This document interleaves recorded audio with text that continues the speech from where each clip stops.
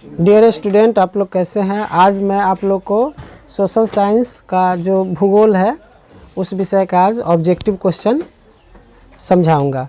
चलिए, सबसे पहले मेरा पहला क्वेश्चन है, कोयला किस प्रकार का संसाधन है। तो कोयला जो है अनवीकरणीय संसाधन है। अनवीकरणीय संसाधन क्या होता है कि इसमें हम मतलब पुनः फिर से जल्दी प्राप्त उस चीज़ को नहीं कर सकते हैं। इसको बनने में हज़ारों लाखों वर्ष लग जाता है, इसलिए कोयला जो हो जाएगा अनवीकरणीय संसाधन हो जाएगा। अगला प्रश्न है, सौर ऊर्जा निम्नलिखित में से कौन सा संसाधन है। तो इसका आंसर हो जाएगा पुनः पूर्ति योग्य। पुनः पूर्ति योग्य का मतलब क्या होता है कि फिर से उसको हम पूर्ति कर सकते हैं, मतलब फिर से उसको प्राप्त कर सकते हैं। तो सौर ऊर्जा जो होता है हमको सूर्य से हमको प्राप्त होता है, तो सूर्य की रोशनी को हम फिर से पुनः प्राप्त कर सकते हैं, इसलिए सौर ऊर्जा जो हो जाएगा पुनः पूर्ति योग्य संसाधन है। अगला क्वेश्चन है हमारा, तट रेखा से कितने किलोमीटर क्षेत्र सीमा अपवर्जक आर्थिक क्षेत्र कहलाते हैं। तट रेखा, जो तट मतलब होता है किनारा, जो नदी का जो किनारा है चाहे समुद्र का हो गया, कितने किलोमीटर क्षेत्र सीमा तक वह अपवर्जक आर्थिक क्षेत्र कहलाता है। 200 NM तक हो जाएगा। तट रेखा जो है मतलब 200 NM तक मतलब किलोमीटर सीमा अपवर्जक क्षेत्र कहलाता है।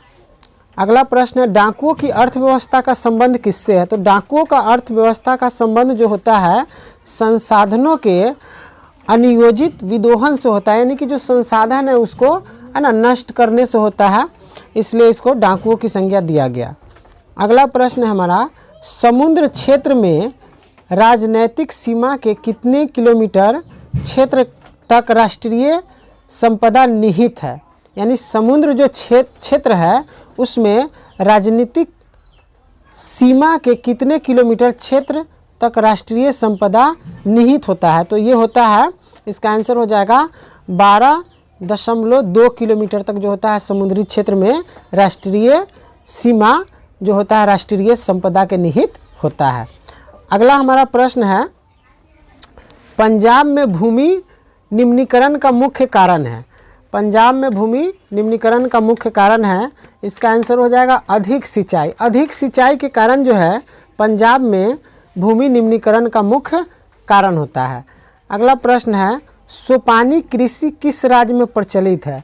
देखिए, सोपानी कृषि जो होता है ना, ये पहाड़ी क्षेत्र जो होता है उस राज्य में ये है ना किया जाता है। यानी कि पहाड़ जो हमारा होता है उसको छोटा छोटा काट के टुकड़ा बना के सीढ़ी के तरह बना के है ना सीढ़ी के तरह खेती वहाँ पे किया जाता है।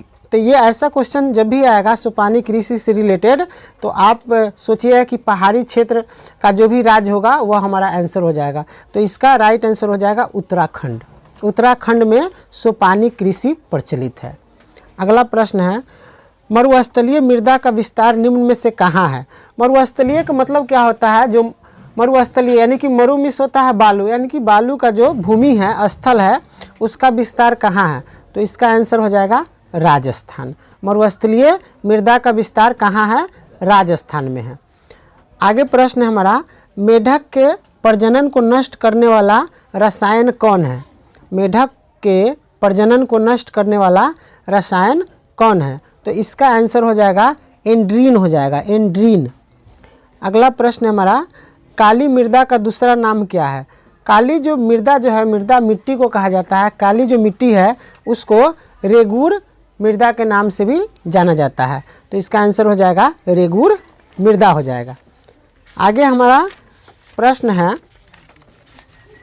विहद क्षेत्र में जल की उपस्थिति के कारण ही पृथ्वी को कहते हैं। यानी कि विस्तृत क्षेत्र में जो आपका जल की उपस्थिति के कारण ही पृथ्वी को क्या कहते हैं। तो इसका आंसर हो जाएगा नीला ग्रह कहते हैं।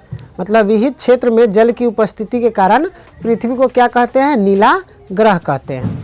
आगे हमारा प्रश्न है, कुल जल का कितना प्रतिशत भाग महासागर में निहित है। निहित का मतलब होता है उसमें समाहित, यानी कि उसमें कितना है। कुल जल का कितना प्रतिशत भाग महासागर में निहित है। तो इसका आंसर हो जाएगा 96.6% जो है कुल मतलब जल जो है उसका जल का भाग जो है महासागर में निहित है, उसमें समाहित है। अगला प्रश्न है, देश के बांधों को किसने भारत का मंदिर कहा था। देश के बांधों को किसने भारत का मंदिर कहा था? इसका आंसर हो जाएगा पंडित नेहरू या पंडित जवाहरलाल नेहरू हो जाएगा। अगला प्रश्न है, प्राणियों के शरीर में कितना प्रतिशत जल की मात्रा निहित होती है? निहित का मतलब उसमें समाहित है, उसके अंदर कितना है, मतलब मनुष्य जो होता है उसके शरीर में कितना प्रतिशत जल की मात्रा होता है? तो इसका आंसर हो जाएगा 65%। यानी कि मनुष्य के शरीर में, प्राणियों के शरीर में जल की जो मात्रा होता है वह होता है 65% होता है। अगला प्रश्न है हमारा, बिहार में अति जल दोहन से किस तत्व का संकेंद्रण बढ़ा है? तो इसका आंसर हो जाएगा आर्सेनिक। आर्सेनिक हो जाएगा। यानी कि बिहार में अति जल दोहन से किस तत्व का संकेंद्रण बढ़ा है? तो इसका आंसर हो जाएगा आर्सेनिक हो जाएगा। अगला हमारा प्रश्न है,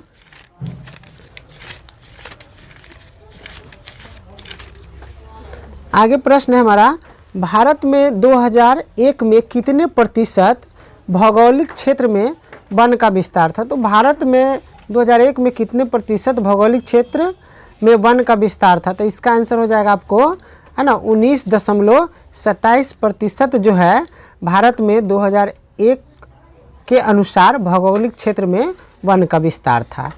अगला प्रश्न है, वन स्थिति रिपोर्ट के अनुसार भारत में वन का विस्तार है। यानी कि प्रश्न है हमारा, वन स्थिति रिपोर्ट के अनुसार भारत में वन का विस्तार है। यानी कि भारत में जो वन का विस्तार है, यानी कि फैला हुआ है, विस्तार मतलब फैलना, विस्तार है, वह कितना है? तो इसका आंसर हो जाएगा 20.60% भौगोलिक क्षेत्र में है। अगला प्रश्न है हमारा, बिहार में कितने प्रतिशत भौगोलिक क्षेत्र में वन का फैलाव है? बिहार में कितने प्रतिशत भौगोलिक क्षेत्र में वन का फैलाव है? यानी कि फैला हुआ है बिहार में कितना प्रतिशत वन? इसका आंसर हो जाएगा 20%। अगला प्रश्न हमारा, पूर्वोत्तर राज्य के 188 आदिवासी जिलों में देश के कुल क्षेत्र का कितना प्रतिशत है? यानी प्रश्न हमारा कह रहा है, पूर्वोत्तर राज्यों के 188 आदिवासी जिलों में देश के कुल क्षेत्र का कितना प्रतिशत वन है? तो इसका आंसर राइट हो जाएगा 60.11% हो जाएगा। अगला प्रश्न है, किस राज्य में वन का सबसे अधिक विस्तार है?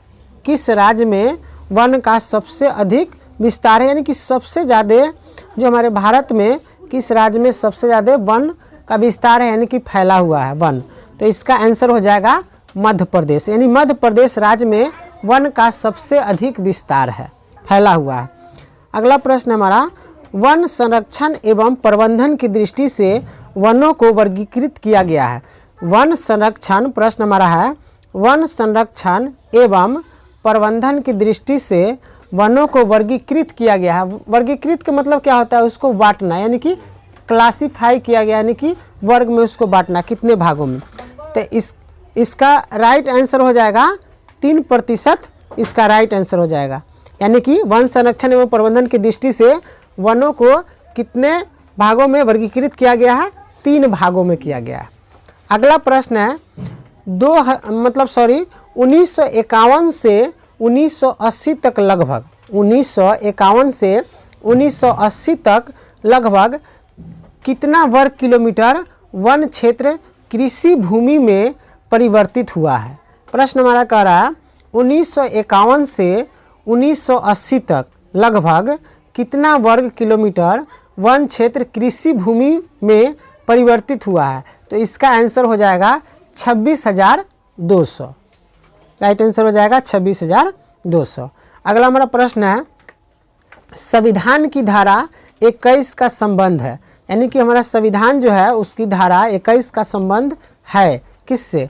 तो इसका आंसर हो जाएगा वन जीवों तथा प्राकृतिक संसाधनों के संरक्षण से। यानी कि संविधान की धारा 21 का संबंध है किससे है? तो इसका आंसर हो जाएगा वन जीवों तथा प्राकृतिक संसाधनों के संरक्षण से। यानी प्राकृतिक वन जीव जो है और प्राकृतिक जो हमारा संसाधन है, नेचुरल जो हमारा संसाधन है, उसके संरक्षण से रिलेटेड है, यानी उसको बचाव से रिलेटेड। अगला प्रश्न है, एक NGO की, है ना, वानिकी रिपोर्ट के अनुसार 1948 में विश्व में कितने हेक्टेयर भूमि पर वन का विस्तार था।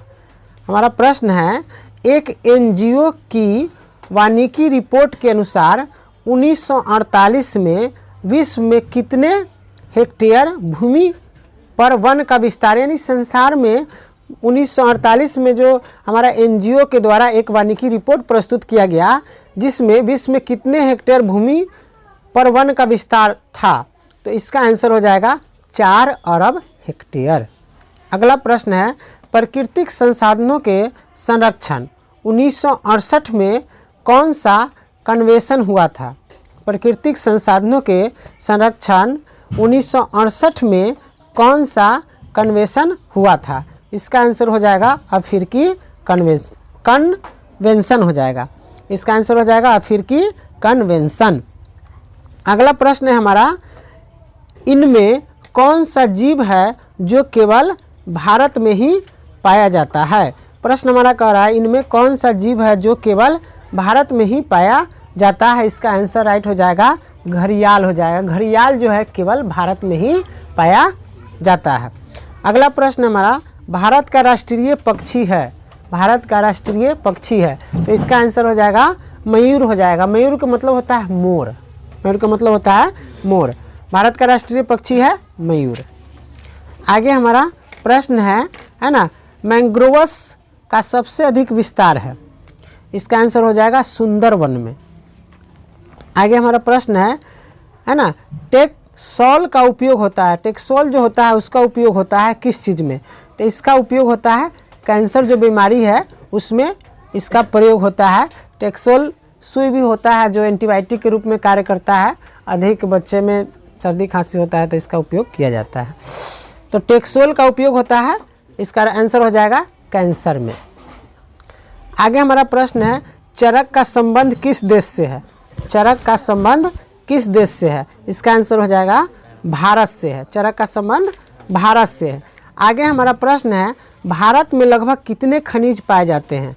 भारत में लगभग कितने खनिज पाए जाते हैं? तो इसका आंसर हो जाएगा 100। भारत में लगभग 100 खनिज, 100 प्रकार के खनिज पाए जाते हैं।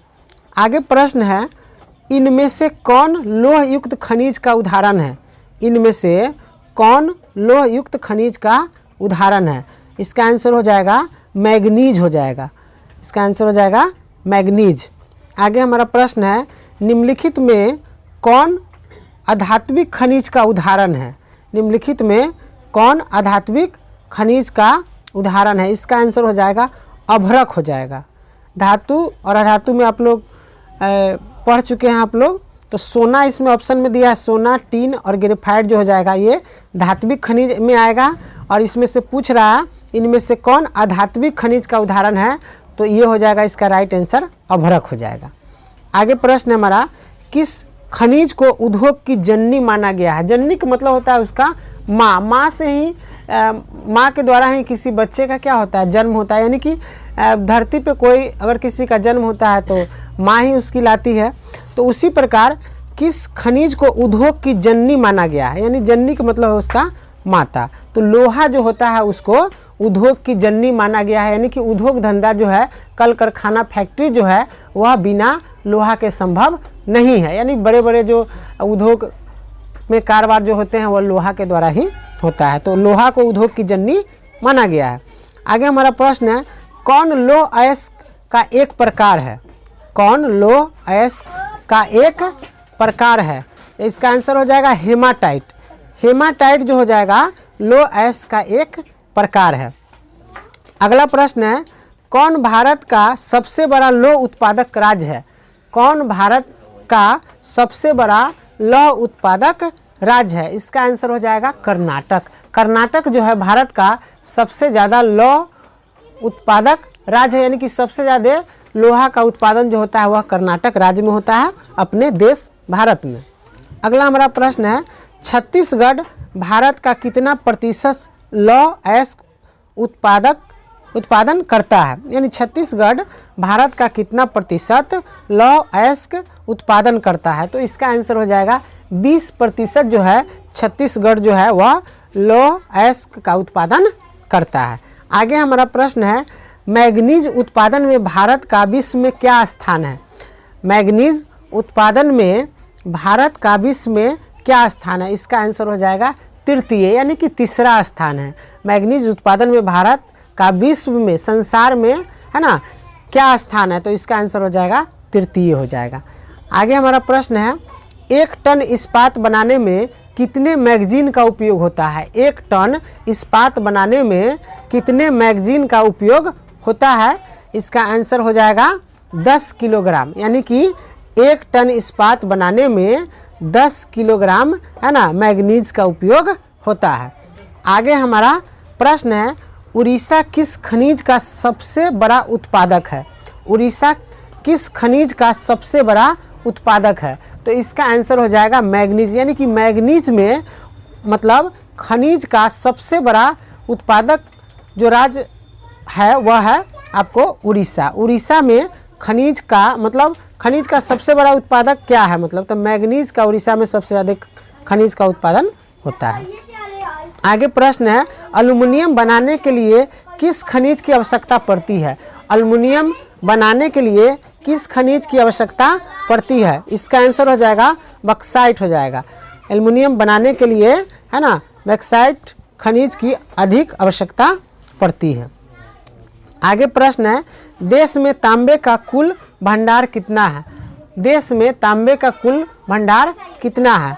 इसका आंसर हो जाएगा 125 करोड़, यानी कि अपने देश में तांबे का कुल भंडार कितना है? 125 करोड़ है।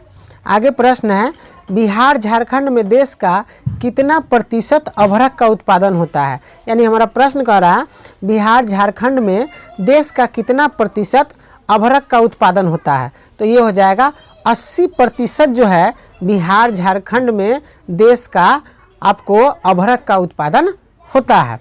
आगे प्रश्न हमारा, सीमेंट उद्योग का सबसे प्रमुख कच्चा माल क्या है? सीमेंट उद्योग का सबसे प्रमुख कच्चा माल क्या है? इसका आंसर राइट हो जाएगा चूना पत्थर हो जाएगा।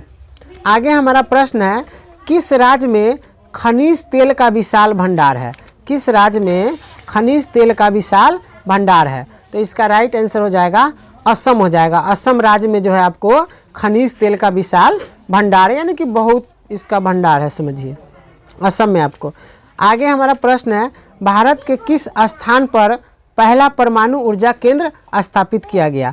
भारत के किस स्थान पर पहला परमाणु ऊर्जा केंद्र स्थापित किया गया? इसका आंसर हो जाएगा तारापुर, यानी तारापुर में भारत में तारापुर में पहला परमाणु ऊर्जा केंद्र स्थापित किया गया था। आगे प्रश्न है, कौन सा ऊर्जा स्रोत अनवीकरणीय है? देखिए, अनवीकरणीय का मतलब क्या होता है, उसको फिर से हम प्राप्त नहीं कर सकते हैं। कोयला जो है ना, अनवीकरणीय, है ना, ऊर्जा का स्रोत है। कोयला जो है अनवीकरणीय ऊर्जा का स्रोत है, यानी कि उसको हम फिर से जल्दी प्राप्त नहीं कर सकते हैं, क्योंकि कोयला को लाखों हजारों वर्ष बनने में लग जाते हैं। इसलिए कोयला जो हमारा हो जाएगा, है ना, अनवीकरणीय ऊर्जा का स्रोत हो जाएगा। आगे प्रश्न है हमारा, प्राथमिक ऊर्जा का उदाहरण नहीं है? इसका राइट आंसर हो जाएगा विद्युत। देखिए, ऊर्जा क्या होता है, यानी कि एनर्जी होता है। किसी भी कार्य को करने के लिए हमें ऊर्जा की जरूरत पड़ता है। उसी प्रकार कह रहा है प्राथमिक जो प्राइमरी जो आपका है ना एनर्जी है, प्राथमिक इसमें कह रहा है मतलब प्राथमिक ऊर्जा का उदाहरण नहीं है आपको कह रहा है, तो इसका आंसर हो जाएगा विद्युत हो जाएगा। मान लीजिए हमको ऊर्जा की जरूरत पड़ता है, तो कोयला जो है ये प्राथमिक ऊर्जा का उदाहरण है। अगर कोयला नहीं होगा तो बिजली हमको प्राप्त नहीं होगा, पेट्रोलियम नहीं होगा तो मतलब इससे जो आपका गाड़ी जो है वाहन जो वह नहीं चल पाएगा, प्राकृतिक गैस से भी नहीं चल पाएगा। लेकिन यहाँ जो कह रहा है प्राथमिक ऊर्जा का उदाहरण नहीं है, तो इसका आंसर हो जाएगा विद्युत हो जाएगा, विद्युत यानी कि बिजली हो जाएगा। आगे प्रश्न है, ऊर्जा का गैर पारंपरिक स्रोत है। गैर पारंपरिक के स्रोत का मतलब क्या होता है? देखिए, पारंपरिक स्रोत का मतलब क्या होता है कि जो पहले से चला आ रहा है, यानी कि परंपरा पहले से चला आ रहा है। मान लीजिए कोई कहता है कि हमारे दादा के ज़माने से परंपरा आ रहा है कि लोग ऐसे ही शादी ब्याह में ये फंक्शन करते हैं, लेकिन परंपरा का मतलब हो गया पहले से जो चला आ रहा है। तो इसमें क्या पूछ रहा है, ऊर्जा का गैर पारंपरिक स्रोत है। गैर के मतलब हो गया बिना परंपरा से, तो इसका हो जाएगा सौर ऊर्जा। मान लीजिए इसका ऑप्शन दिया है कोयला, तो कोयला ये है पारंपरिक है, यानी कि पहले से चला आ रहा है। आपको पेट्रोलियम जो है ये भी पहले से चला आ रहा है, विद्युत जो है बिजली जो है ये बहुत पहले से चला आ रहा है ऊर्जा, लेकिन आपको सौर ऊर्जा है ये क्या है, मतलब गैर पारंपरिक होगा, यानी कि यह मतलब तुरंत आया है। सौर ऊर्जा यानी कि सोलर सिस्टम जो है यानी कि सूर्य की रोशनी से हमको ऊर्जा प्राप्त होता है, तो ये नवीकरणीय संसाधन में भी आता है और ये हो जाएगा गैर पारंपरिक स्रोत हो जाएगा क्या, सौर ऊर्जा। आगे हमारा प्रश्न है गोंडवाना समूह के कोयले का निर्माण हुआ था। गोंडवाना समूह के कोयले का निर्माण हुआ था, इसका आंसर हो जाएगा 20 करोड़ है ना वर्ष पूर्व, यानी कि गोंडवाना समूह के कोयले का निर्माण कब हुआ था, 20 करोड़ वर्ष पूर्व हुआ था। आगे प्रश्न हमारा भारत में कोयले का सर्वप्रमुख उत्पादन राज्य है, यानी कि भारत में कोयले का सर्वप्रमुख उत्पादक राज्य है, यानी कि सबसे ज़्यादा है ना भारत में कोयले का उत्पादन कहाँ होता है, तो इसका आंसर हो जाएगा झारखंड। झारखंड में भारत में सबसे ज़्यादा कोयले का उत्पादन होता है। आगे प्रश्न है सर्वोत्तम कोयले का प्रकार कौन सा है, सर्वोत्तम कोयले का प्रकार कौन सा है। ऑप्शन हमारा दिया है एंथ्रासाइट दिया है, पीट दिया है, लिग्नाइट दिया है और बिटुमिन्स दिया है। तो मैं आपको बताना चाहूँगा कि मतलब सर्वोत्तम कोयले का जो प्रकार होता है वह होता है एंथ्रासाइट होता है, इसमें लगभग 90% कार्बन की मात्रा पाया जाता है। अगला प्रश्न हमारा मुंबई हाई क्यों प्रसिद्ध है, मुंबई हाई क्यों प्रसिद्ध है, इसका आंसर हो जाएगा खनिज तेल हेतु जो है मुंबई हाई प्रसिद्ध है। अगला प्रश्न हमारा भारत का प्रथम तेल शोधक कारखाना कहाँ स्थित है, भारत का प्रथम जो तेल शोधक कारखाना जो था यानी कि रिफाइनरी का जो है ना कारखाना जो था वह कहाँ स्थित है, तो इसका आंसर हो जाएगा बरौनी। बरौनी में जो है भारत का प्रथम तेल शोधक कारखाना स्थित है। आगे प्रश्न हमारा प्राकृतिक गैस किस खनिज के साथ पाया जाता है, प्राकृतिक गैस किस खनिज के साथ पाया जाता है, हमारा प्रश्न कह रहा है, इसका आंसर हो जाएगा पेट्रोलियम। पेट्रोलियम है ना प्राकृतिक गैस खनिज के साथ पाया जाता है। अगला प्रश्न है भाखड़ा है ना नंगल परियोजना किस नदी पर अवस्थित है, भाखड़ा नंगल परियोजना किस नदी पर अवस्थित है, इसका आंसर हो जाएगा सतलज हो जाएगा, इसका आंसर हो जाएगा सतलज। दक्षिण भारत की सबसे बड़ी नदी घाटी परियोजना कौन सी है, यानी दक्षिण भारत की सबसे बड़ी नदी घाटी परियोजना है, तो इसका आंसर हो जाएगा तुंगभद्रा। तुंगभद्रा दक्षिण भारत की सबसे बड़ी नदी घाटी परियोजना है। आगे प्रश्न है ताप विद्युत केंद्र का उदाहरण है, ताप विद्युत केंद्र का उदाहरण है, ताप मतलब बिजली हो गया, विद्युत केंद्र का उदाहरण है बरौनी हो जाएगा, ताप विद्युत केंद्र का उदाहरण कौन है, बरौनी हो जाएगा।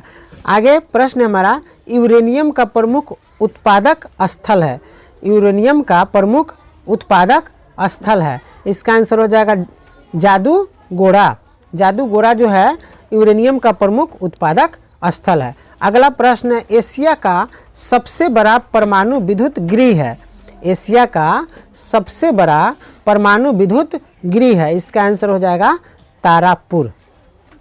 आगे हमारा प्रश्न है भारत के किस राज्य में सौर ऊर्जा के विकास की सर्वाधिक संभावनाएं हैं, यानी कि भारत के किस राज्य में सौर ऊर्जा के विकास की सबसे अधिक संभावना है, तो इसका आंसर राइट हो जाएगा राजस्थान। राजस्थान में सबसे अधिक सौर ऊर्जा के विकास की संभावनाएं हैं। अगला हमारा प्रश्न है ज्वारीय एवं तरंग ऊर्जा, ज्वारीय एवं तरंग ऊर्जा उत्पादन हेतु भारत के अधिक अनुकूल परिस्थितियां कहाँ पाई जाती है। प्रश्न हमारा कह रहा है ज्वारीय एवं तरंग ऊर्जा उत्पादन हेतु भारत के अधिक अनुकूल परिस्थितियां कहाँ पाई जाती है, इसका आंसर हो जाएगा खंभात की खाड़ी में, इसका आंसर हो जाएगा खंभात की खाड़ी में हो जाएगा। आगे हमारा प्रश्न है इनमें कौन औद्योगिक अवस्थिति का कारण नहीं है, मेरा प्रश्न है इनमें से कौन औद्योगिक अवस्थिति का कारण नहीं है, तो इसका राइट आंसर हो जाएगा जनसंख्या हो जाएगा। आगे प्रश्न हमारा भारत में सबसे पहले स्थापित लौह इस्पात कंपनी निम्नलिखित में से कौन है। भारत में प्रश्न कह रहा है हमारा भारत में सबसे पहले स्थापित लौह इस्पात कंपनी निम्नलिखित में से कौन है? तो इसका आंसर हो जाएगा टाटा लौह इस्पात कंपनी यानी टिस्को। आगे हमारा प्रश्न है, पहली आधुनिक सूती निम्न में से पहली आधुनिक सूती, प्रश्न कर रहा है पहली आधुनिक सूती निम्न मिल मुंबई में स्थापित की गई थी क्योंकि इसका आंसर हो जाएगा उपयुक्त सभी हो जाएगा, क्योंकि मुंबई क्या है? एक पतन है। मुंबई क्या है? एक पतन है। दूसरा ऑप्शन हो जाएगा यह कपास उत्पादक क्षेत्र के निकट स्थित है। अगला ऑप्शन हो जाएगा मुंबई में पूंजी उपलब्ध है, इसलिए क्या हो जाएगा? इसका आंसर उपयुक्त सभी हो जाएगा। यानी कि पहली आधुनिक सूती जो मिल जो है ना, मुंबई में क्यों स्थापित किया गया था? क्योंकि यहाँ पे जो सारा संसाधन प्राप्त है। पहला जो है मुंबई क्या है? एक पतन है, यानी कि बंदरगाह है, यानी समुद्री जहाज जो है यहाँ से, है ना, एक देश से दूसरे देश तक जाता है। आगे जो है हमारा ऑप्शन है यह कपास उत्पादक क्षेत्र के निकट स्थित है मुंबई। तीसरा है मुंबई में पूंजी भी उपलब्ध है, तो इसलिए इसका राइट आंसर हो जाएगा उपयुक्त सभी हो जाएगा।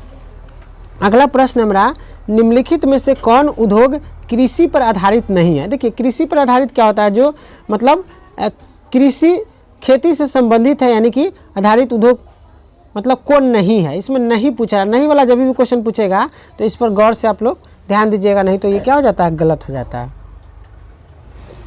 तो कह रहा है निम्नलिखित में से कौन उद्योग कृषि पर आधारित नहीं है? तो सूती वस्त्र जो है ये तो कृषि पर आधारित है, यानी कि कपास हो गया। चीनी जो हो गया ये भी हमारा कृषि पर आधारित है, क्योंकि गन्ना तो खेत से ही प्राप्त होता है। जूट वस्त्र जो है ये भी हमारा कृषि से आधारित है, क्योंकि ये भी हमको, है ना, धरती से ही प्राप्त होता है। सीमेंट उद्योग जो है यह कृषि पर आधारित उद्योग नहीं है, इसलिए इसका राइट आंसर हो जाएगा सीमेंट हो जाएगा।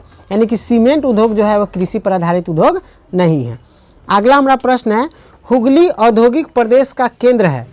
हुगली औद्योगिक केंद्र का, है ना, हुगली औद्योगिक प्रदेश का केंद्र है, तो इसका राइट आंसर हो जाएगा कोलकाता, है ना, मोदिनीपुर हो जाएगा, है ना, कोलकाता मोदिनीपुर राइट इसका आंसर हो जाएगा। अगला प्रश्न हमारा, निम्नलिखित में से कौन उद्योग सार्वजनिक क्षेत्र के अंतर्गत आता है? निम्नलिखित में से कौन उद्योग सार्वजनिक क्षेत्र के अंतर्गत आता है? तो इसका आंसर हो जाएगा बोकारो लौह इस्पात केंद्र हो जाएगा, है ना।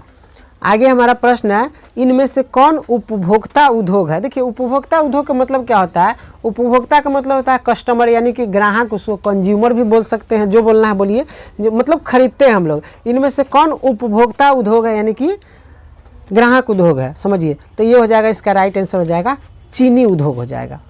आगे हमारा प्रश्न है, निम्नलिखित में से कौन छोटे पैमाने का उद्योग है? छोटे पैमाने का मतलब छोटा उद्योग किसको माना गया? यानी कि खिलौना जो उद्योग है, खिलौना जो उद्योग है उसको हम छोटे पैमाने का उद्योग मानते हैं, तो इसका आंसर हो जाएगा खिलौना उद्योग। आगे हमारा प्रश्न है, भोपाल त्रासदी में किस गैस का रिसाव हुआ था? प्रश्न हमारा है, भोपाल त्रासदी में किस गैस का रिसाव हुआ था? इसका आंसर हो जाएगा मिथाइल, है ना, आइसोसाइनाइट हो जाएगा, मिथाइल आइसोसाइनाइट हो जाएगा। मतलब इसमें भोपाल जब गैस त्रासदी हुआ था तो इसमें बहुत सारे लोग मारे गए थे, है ना, गैस लीक होने के कारण। आगे हमारा प्रश्न है, स्वतंत्रता प्राप्ति के समय देश में सड़कों की कुल लंबाई कितनी थी? यानी प्रश्न हमारा कह रहा है, स्वतंत्रता प्राप्ति के समय देश में सड़कों की कुल लंबाई कितनी थी? तो इसका राइट आंसर हो जाएगा 2.42 लाख किलोमीटर जो था, 2.42 लाख किलोमीटर स्वतंत्रता प्राप्ति के समय देश में सड़कों की कुल लंबाई थी। आगे हमारा प्रश्न है, पक्की सड़कों की लंबाई की दृष्टि से प्रथम स्थान पर कौन राज्य है? यानी कि पक्की सड़कों की लंबाई की दृष्टि से प्रथम स्थान पे कौन राज्य है भारत में? तो ये हो जाएगा महाराष्ट्र, यानी कि महाराष्ट्र में सबसे ज़्यादा पक्की सड़कों की लंबाई में प्रथम स्थान रखता है। आगे प्रश्न है, निम्नलिखित में से कौन सड़कों का एक वर्ग नहीं है? सड़कों का वर्ग नहीं यानी कि उसका क्लास नहीं है, तो इसका हो जाएगा स्वर्णिम त्रिभुज राजमार्ग हो जाएगा। यानी कि निम्नलिखित में से कौन सड़कों का एक वर्ग नहीं है? तो इसका आंसर हो जाएगा स्वर्णिम त्रिभुज राजमार्ग हो जाएगा। आगे हमारा प्रश्न है, भारत के किन शहरों में मेट्रो सेवा उपलब्ध है? भारत के किन शहरों में मेट्रो रेल सेवा उपलब्ध है? इसका आंसर राइट हो जाएगा कोलकाता एवं दिल्ली हो जाएगा। यानी कि कोलकाता एवं दिल्ली शहरों में भारत में मेट्रो सेवा जो है वह आपको उपलब्ध है ना। बहुत ही आरामदेह सफ़र है मेट्रो का। कभी आप लोग भी दिल्ली जाइए तो मेट्रो का ज़रूर आनंद उठाइए। मेट्रो ट्रेन जो है, मैं तो गया था वहाँ पे, है ना। आगे प्रश्न है, किस वर्ष इंडियन एयरलाइंस को इंडियन नाम दिया गया? यानी कि किस वर्ष इंडियन एयरलाइंस को इंडियन नाम दिया गया? इसका राइट आंसर हो जाएगा 2005। यानी कि 2005 में इंडियन एयरलाइंस को इंडियन का नाम दिया गया। आगे हमारा प्रश्न है, भारतीय अंतर्देशीय जलमार्ग, भारतीय अंतर्देशीय जलमार्ग, है ना, प्राधिकरण का गठन किस वर्ष किया गया? भारतीय अंतर्देशीय जलमार्ग प्राधिकरण का गठन किस वर्ष किया गया था? तो इसका राइट आंसर हो जाएगा 1986 हो जाएगा। इसका राइट आंसर हो जाएगा 1986। आगे हमारा प्रश्न है ना, इंदौर पतन किस राज्य में स्थित है ना। इंदौर पतन किस राज्य में स्थित है? इसका आंसर हो जाएगा तमिलनाडु हो जाएगा। आगे हमारा प्रश्न है, भारत में कुल कितने डाक, है ना, भारत को कुल कितने डाक क्षेत्र में बांटा गया है? इसका राइट आंसर हो जाएगा 8 हो जाएगा। यानी भारत में कुल डाक जो क्षेत्र है उसका जो एरिया जो है उसको 8 भाग में बांटा गया है। आगे प्रश्न हमारा, देश में कितने विशेष आर्थिक क्षेत्र विकसित है? देश में कितने विशेष आर्थिक क्षेत्र विकसित है? इसका राइट आंसर हो जाएगा, इसमें थोड़ा कन्फ्यूजन है, 15 नहीं तो 7, है ना। तो इसका आंसर हो जाएगा, देश में कितने विशेष आर्थिक क्षेत्र विकसित है। तो इसका राइट आंसर कन्फ्यूजन है, इसको मैं बाद में बता दूंगा, ठीक है। फाल्ट विशेष आर्थिक क्षेत्र कहाँ स्थित है? ये हो जाएगा आपको पश्चिम बंगाल। फाल्ट विशेष आर्थिक क्षेत्र स्थित है, ये हो जाएगा आपको पश्चिम बंगाल में स्थित है फाल्ट विशेष आर्थिक क्षेत्र। अगला हमारा प्रश्न है ना, अगला प्रश्न है, बिहार में कितने प्रतिशत क्षेत्र में खेती की जाती है? बिहार में कितने प्रतिशत क्षेत्र में खेती की जाती है? इसका आंसर हो जाएगा 60%। यानी बिहार में लगभग 60% जो है ना, क्षेत्र में खेती किया जाता है। क्योंकि बिहार जो है ना, अपना जो राज्य जो है, यहाँ के अधिकांश लोग खेती बाड़ी ही करते हैं।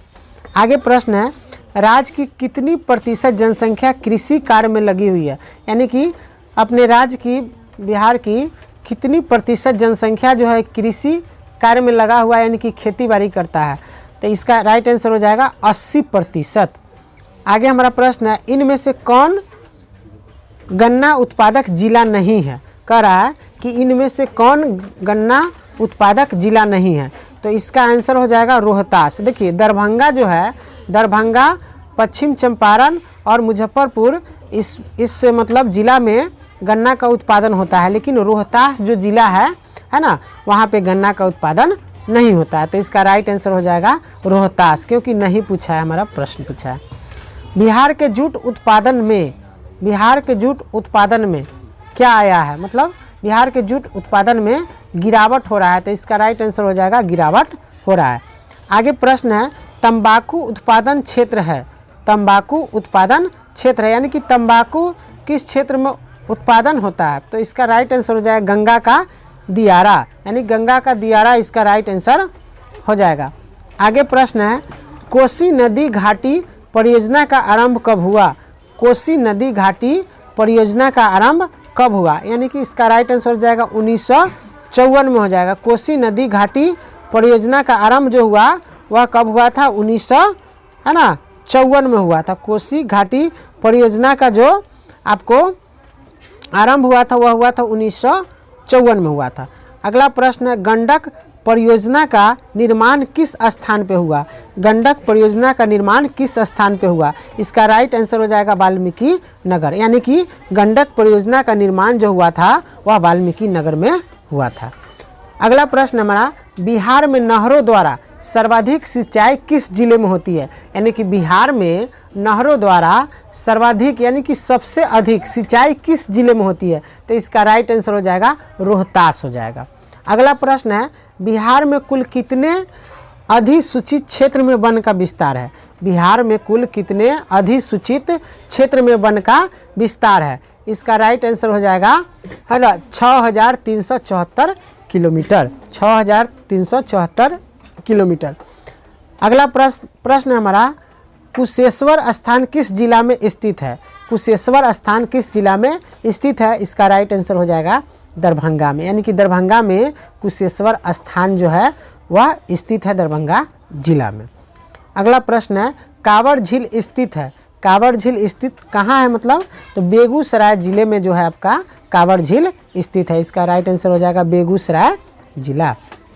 अगला हमारा प्रश्न है, संजय गांधी जैविक उद्यान किस नगर में स्थित है? संजय गांधी जैविक उद्यान जो है वह किस नगर में स्थित है? तो इसका आंसर हो जाएगा पटना, जो कि हम लोग चिड़ियाघर जो घूमने जाते हैं पटना, उसी चिड़ियाघर का नाम है संजय गांधी जैविक उद्यान, है ना, पटना। आगे हमारा प्रश्न है ना, बिहार में खनिज तेल मिलने की संभावना है, बिहार में खनिज तेल मिलने की संभावना कहाँ है? तो इसका राइट आंसर हो जाएगा गंगा के द्रोणी में, गंगा के द्रोणी में। अगला हमारा प्रश्न है, चूना पत्थर का उपयोग मुख्य रूप से किस उद्योग में होता है? चूना पत्थर का उपयोग मुख्य रूप से किस उद्योग में होता है? तो इसका राइट आंसर हो जाएगा सीमेंट उद्योग हो जाएगा। अगला हमारा प्रश्न है, पाइराइट खनिज है, पाइराइट खनिज है, पाइराइट खनिज जो है वह क्या है? तो इसका आंसर हो जाएगा अधात्विक है, पाइराइट खनिज जो है वह क्या है? अधात्विक है। अगला प्रश्न है, बिहार के सोना अयस्क से प्रति टन शुद्ध सोना प्राप्त होता है, बिहार के सोना अयस्क से प्रति टन शुद्ध सोना प्राप्त होता है, यानी कि 0.1 से 0.6 ग्राम जो है वह बिहार के सोना अयस्क से प्रति टन शुद्ध सोना हमको प्राप्त होता है। अगला प्रश्न है, कहलगांव तापीय विद्युत परियोजना किस जिला में अवस्थित है? कहलगांव तापीय विद्युत परियोजना जो है वह किस जिला में स्थित है, यानी कि बिजली का जो परियोजना है विद्युत, तो ये है आपको भागलपुर में। कहलगांव तापीय विद्युत परियोजना जो है वह किस राज्य में अवस्थित है? भागलपुर में है। अगला प्रश्न है, कांटी तापीय विद्युत परियोजना किस जिला में स्थित है? जो कि हमारा कांटी जो है बहुत ही नज़दीक पड़ता है, हम लोग का जिला भी है मुजफ्फरपुर, तो कांटी तापीय विद्युत परियोजना जो है वह किस जिले में है? मुजफ्फरपुर जिले में कांटी तापीय विद्युत परियोजना स्थित है। आगे प्रश्न हमारा, बिहार में BHPC, बिहार में BHPC द्वारा विहित परियोजनाओं की संख्या कितनी है? यानी प्रश्न हमारा कह रहा है बिहार में BHPC द्वारा विहित परियोजनाओं की संख्या कितनी है? तो इसका राइट आंसर हो जाएगा 10। आगे हमारा प्रश्न है, बिहार में कार्यरत जल विद्युत परियोजना की कुल विद्युत है ना उत्पादन क्षमता कितनी है? प्रश्न हमारा कह रहा है बिहार में कार्यरत जल विद्युत परियोजना की कुल विद्युत उत्पादन क्षमता कितनी है? तो इसका राइट आंसर हो जाएगा 44.20 मेगावाट। आगे हमारा प्रश्न है, बिहार के किस शहर में कांच उद्योग है ना स्थापित है? प्रश्न हमारा कह रहा है, ध्यानपूर्वक सुनिएगा आप लोग, बिहार के किस शहर में कांच उद्योग स्थापित है? तो इस कांच मतलब होता है शीशा, शीशा का उद्योग, शीशा का सामान कहाँ अधिक बनता है बिहार में, किस शहर में? तो इसका राइट आंसर हो जाएगा हाजीपुर, यानी बिहार हाजीपुर का केला भी फेमस है, जो कि हाजीपुरी केला, सिंगापुरी केला बोलते हैं उसको, कि चंपा कोई ऐसा बहुत बिकता है, जाइएगा उधर पटना। तो सिगरेट का कारखाना कहाँ है? तो इसका राइट आंसर हो जाएगा मुंगेर। चलिए थोड़ा पानी पी लेते हैं। प्रश्न हमारा कह रहा है सिगरेट का कारखाना कहाँ है? तो इसका राइट आंसर हो जाएगा मुंगेर में। अगला हमारा प्रश्न है, रेल वर्कशॉप कहाँ स्थित है? रेल वर्कशॉप कहाँ स्थित है? तो इसका राइट आंसर हो जाएगा हमारा जमालपुर हो जाएगा। राइट आंसर क्या हो जाएगा? जमालपुर। जमालपुर में जो है रेल वर्कशॉप स्थित है। आगे हमारा प्रश्न है, खाद कारखाना कहाँ स्थित है? खाद कारखाना कहाँ स्थित है? इसका आंसर राइट हो जाएगा बरौनी। बरौनी में खाद कारखाना जो है वह स्थित है। आगे प्रश्न हमारा, किस नगर में कालीन तैयार किया जाता है? किस नगर में कालीन तैयार किया जाता है? इसका आंसर हो जाएगा ओबारा। ओबारा में जो है कालीन तैयार किया जाए। कालीन जो होता है वो बिछाने का चीज़ है ना, मतलब अच्छा दिखने के लिए लोग बिछाता है उसको फर्श पे। अशोक पेपर मिल किस जिले में स्थित है? अशोक पेपर मिल जो है किस जिले में स्थित है? इसका आंसर हो जाएगा समस्तीपुर। बिहार की पहली रेल लाइन थी? बिहार की जो पहली रेल लाइन थी, हमारा प्रश्न है बिहार की पहली रेल लाइन थी, यानी कि इसका क्या नाम था? ईस्ट है ना, इंडिया रेल मार्ग। यानी बिहार की पहली जो रेल लाइन थी उसका नाम क्या था? ईस्ट इंडिया रेल मार्ग। मार्ग मतलब रास्ता, है ना। अगला हमारा प्रश्न है पटना हवाई अड्डा का क्या नाम है? पटना जो हवाई अड्डा जो है, जहाँ पे हवाई जहाज़ उतरता है या यहाँ वहाँ से प्रस्थान करता है कहीं, चाहे आगमन होता है, उसका क्या नाम है? तो इसका नाम है जयप्रकाश अंतर्राष्ट्रीय हवाई पतन। पतन कहिए चाहे अड्डा कहिए। पटना हवाई अड्डा का क्या नाम है? जयप्रकाश अंतर्राष्ट्रीय हवाई पतन। आगे प्रश्न है ग्रैंड ट्रंक रोड का राष्ट्रीय राजमार्ग संख्या क्या है? ग्रैंड ट्रंक रोड का राष्ट्रीय राजमार्ग संख्या क्या है? तो इसका संख्या हो जाएगा आपको आंसर 2 हो जाएगा। अगला प्रश्न है बिहार में रेल परिवहन का शुभ आरंभ कब से माना जाता है? यानी कि बिहार में रेल परिवहन जो है वह कब से शुरू हुआ? तो इसका आंसर राइट हो जाएगा आपको 1860 से। यानी कि बिहार में रेल परिवहन का शुरुआत जो हुआ था 1860 से हुआ था। अगला प्रश्न है मध्य पूर्व रेलवे का मुख्यालय कहाँ है? प्रश्न हमारा कह रहा है मध्य पूर्व रेलवे का मुख्यालय कहाँ है? तो इसका मुख्यालय हो जाएगा, राइट आंसर इसका हाजीपुर में है। अगला प्रश्न है बिहार की सीमा में रेल मार्ग की कुल लंबाई कितनी है? बिहार की सीमा में रेल मार्ग की कुल लंबाई कितनी है? तो इसका राइट आंसर हो जाएगा 6283 किलोमीटर। आगे हमारा प्रश्न है बिहार में रज्जू मार्ग कहाँ है? बिहार में रज्जू मार्ग कहाँ है? तो इसका राइट आंसर हो जाएगा राजगीर हो जाएगा। अगला प्रश्न है हमारा मंदार हिल किस जिला में अवस्थित है? मंदार हिल किस जिला में स्थित है? इसका राइट आंसर हो जाएगा बंका। बंका जिला जो है आपको झारखंड के आसपास पड़ता है, जो कि अपना बिहार में ही पड़ता है। अगला प्रश्न हमारा राष्ट्रीय पोत संस्थान पटना के किस घाट पर अवस्थित है? मतलब राष्ट्रीय पोत है ना संस्थान पटना के किस घाट पर स्थित है? तो इसका आंसर हो जाएगा महेंद्रू घाट, जो कि पटना जो है हमारा जो गांधी सेतु पुल है वहीं पे महेंद्रू घाट पे स्थित है। यानी कि वहाँ पे जो जहाज़ चलता है उसी का नाम है पनिया जहाज़ जिसको बोलते हैं हम लोग। अगला हमारा प्रश्न है 2001 में बिहार की कुल जनसंख्या थी? 2001 में बिहार की कुल जनसंख्या थी, तो इसका आंसर हो जाएगा 8 करोड़ से अधिक। यानी कि 2001 में बिहार की कुल जनसंख्या कितनी थी? 8 करोड़ से अधिक। अगला प्रश्न हमारा 1991 से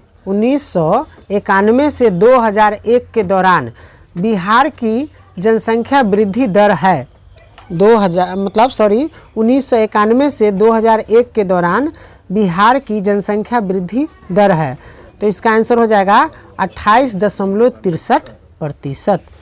बिहार, अगला प्रश्न है बिहार में ग्रामीण आबादी है, मतलब बिहार में मतलब गांव में कितने लोग रहते हैं, लगभग आबादी उनका कितना है? तो इसका आंसर हो जाएगा 89.5%। बिहार में ग्रामीण आबादी कितनी है? 89.5%। आगे प्रश्न है 2001 की जनगणना के अनुसार 2001 की जनगणना के अनुसार बिहार में प्रति वर्ग किलोमीटर कितने व्यक्ति रहते हैं? 2001 की जनगणना के अनुसार बिहार में प्रति वर्ग किलोमीटर कितने व्यक्ति रहते हैं? हमारा प्रश्न कह रहा है, तो इसका राइट आंसर हो जाएगा 881 व्यक्ति। अगला प्रश्न है सबसे अधिक आबादी वाला कौन जिला है? यानी कि बिहार का सबसे अधिक आबादी वाला जिला कौन है? तो इसका राइट आंसर हो जाएगा पटना। सबसे ज़्यादा लोग पटना में रहता है, पटना जिला में, जो कि पटना हमारे बिहार की राजधानी भी है और पटना अपने आप में एक जिला भी है। आगे हमारा प्रश्न है सासाराम नगर का विकास हुआ था? सासाराम जो नगर जो था उसका विकास हुआ था, तो इसका राइट आंसर हो जाएगा मध्य युग में हो जाएगा। आगे हमारा प्रश्न है, अविभाजित बिहार में एकमात्र नियोजित नगर था। अविभाजित बिहार में एकमात्र नियोजित नगर था, तो इसका राइट आंसर हो जाएगा टाटा नगर। अभी विभाजित का मतलब हो गया कि उस समय बिहार से जो है झारखंड अलग नहीं हुआ था, तो उसको हम उस समय कह सकते थे अविभाजित कह सकते थे, यानी कि बंटवारा हमारा बिहार से झारखंड का नहीं हुआ था। यानी कि 2000 में हमारा बंटवारा हो गया, 15 नवंबर 2000 को जो हो गया बिहार से झारखंड जो अलग हो गया, तो वो क्या हो गया, विभाजित राज्य हो गया। और उस समय था अविभाजित बिहार में जो था एकमात्र नियोजन नगर क्या था, टाटा नगर, जो कि अब झारखंड में जा चुका है विभाजित होने के बाद। अगला प्रश्न है हमारा, 2001 की जनगणना के अनुसार बिहार की नगरीय आबादी है। 2001 की जनगणना के अनुसार बिहार की नगरीय आबादी है, यानी कि 10.5%। 2001 की जनगणना के अनुसार बिहार की नगरीय आबादी यानी कि नगर में लोग रहते हैं।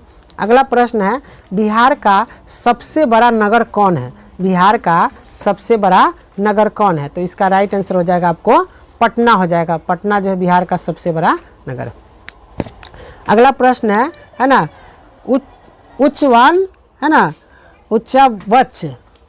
उच्चावच प्रदर्शन के लिए है ना हैस्यूर विधि का विकास किसने किया है ना, तो इसका राइट आंसर हो जाएगा लेह मान हो जाएगा।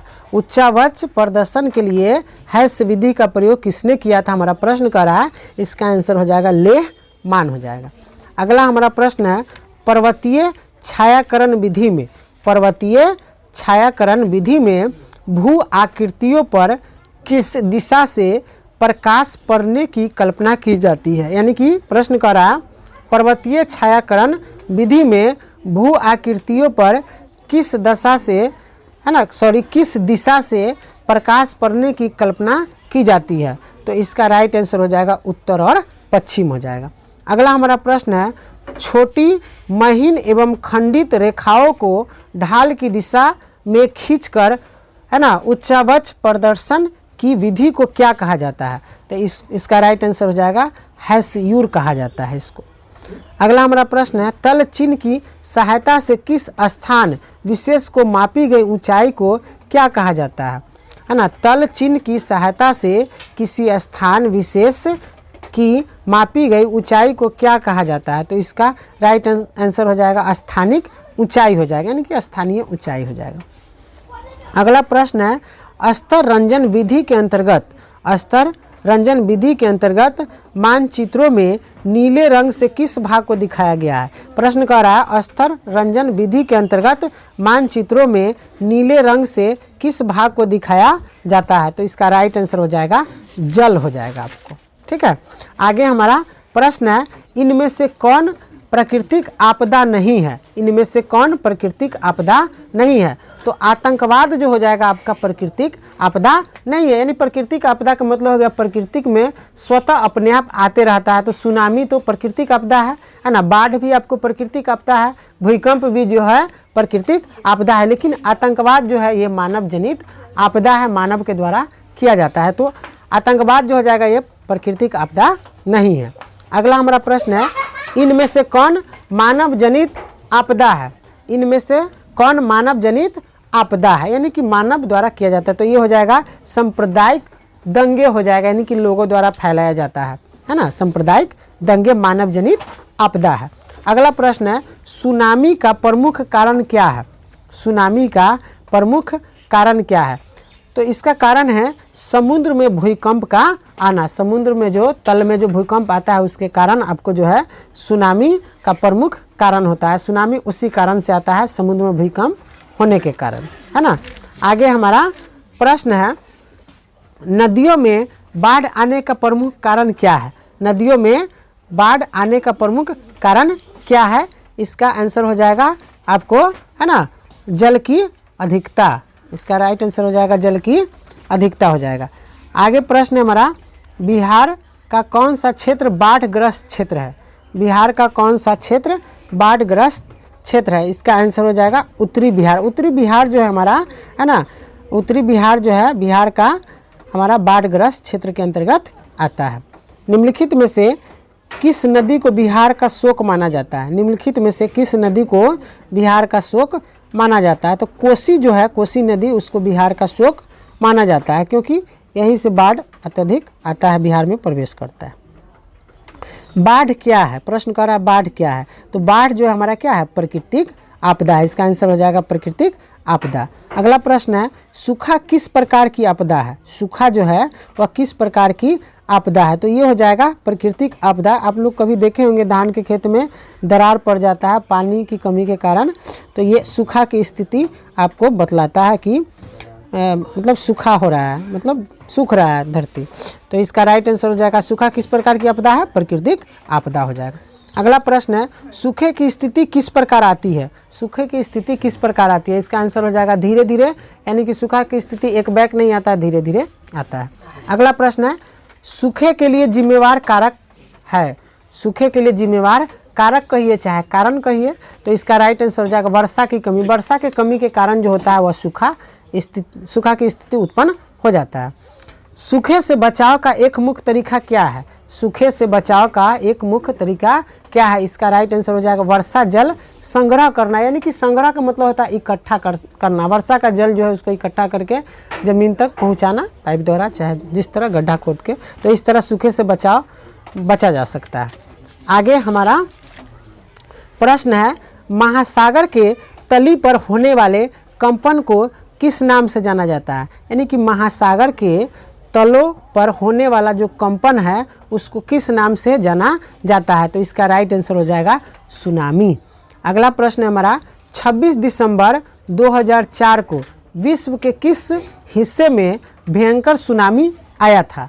26 दिसंबर 2004 को विश्व के किस हिस्से में भयंकर सुनामी आया था? तो इसका राइट आंसर हो जाएगा बंगाल की खाड़ी।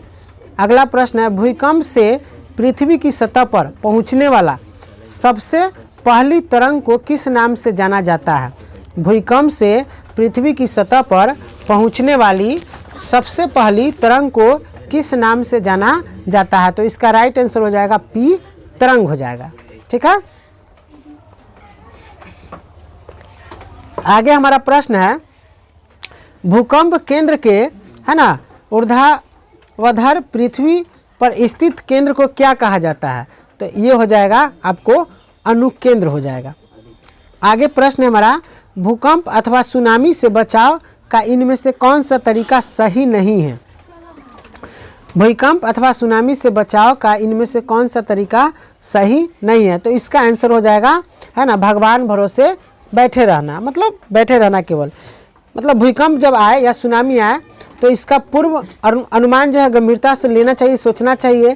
भूकंप निरोधी मतलब भवनों का निर्माण करना चाहिए। गैर सरकारी संगठन द्वारा राहत कार्य हेतु तैयार करना चाहिए। ऐसा नहीं है कि भूकंप आए तो भगवान भरोसे बैठे रहे, तो पता चलेगा कि हम लोग ऊपर पहुंच चुके हैं भगवान के पास।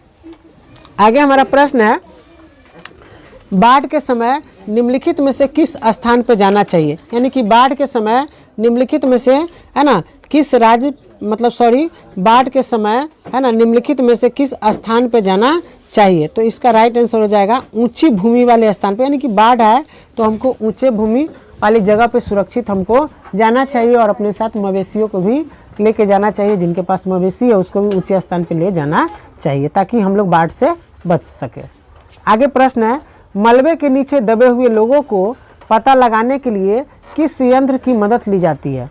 मलबे यानी कि मान लीजिए भूकंप आ गया तो मलबा जो होता है, जो मकान गिर जाता है या बहुत सारे चीज़ गिर के नीचे बिखर जाते हैं, उसके अंदर अगर लोग दब जाता है, मलबे के नीचे दबे हुए लोगों को पता लगाने के लिए किस यंत्र की है ना मदद ली जाती है? तो इसका आंसर हो जाएगा है ना इंफ्रारेड कैमरा, है ना इंफ्रारेड कैमरा जो होता है इसका मदद लेना चाहिए। अगला प्रश्न है, आग से जलने की स्थिति में जले हुए स्थान